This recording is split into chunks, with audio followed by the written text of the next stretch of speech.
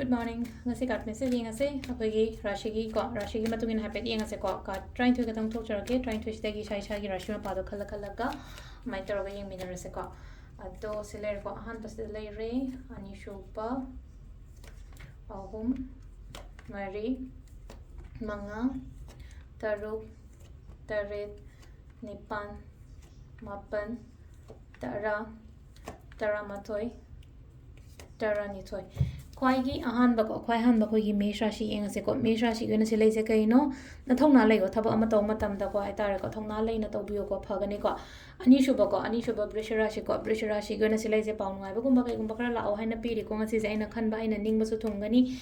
Yakshan Manune, Peshansha Kadum Kitamating Tobio Comeam the co had donations charity co, so Mlatimba, Aduga Sisina, Akogi, Kano, Karkarashi, gonna hide my papa, then a pirico, some Tauruba Tabangangu, but a Kagumba Paba. Singarashi gonna hide Taraka in a Kanba in a Ningba Tobio, confusions, Kumbakagumam Lake or Kainagina, Adi Toy White of a Kotabasum Yaure, Kitan confused Kumba labor copoco.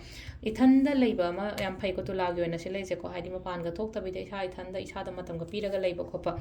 Kay no tauge kind of caliber ma'am sa tau, Brisharashi guna, Sidana amulay no ko, Tanurashi gisulay no ko ready or a do hora gay, Hanako the hora gay haram in a hope, Mother Car with the co. Aduga Sisina, Kogi, Makarko, Makar is a toy no white of a quatabam amama, the mitoga labor winner or a co. Sisina, Kogi, Kumbarashi, Kadam Jackson Kojalo, Tabin counter Tokoto, the Kolaki, Minako, Minagise, Dum Lanako, yet never conabalaga, the Angon that Dum Panalapa, the Mita, or the Hadi Apava, or Apava, I favor the gate that the Mitoga Lapa.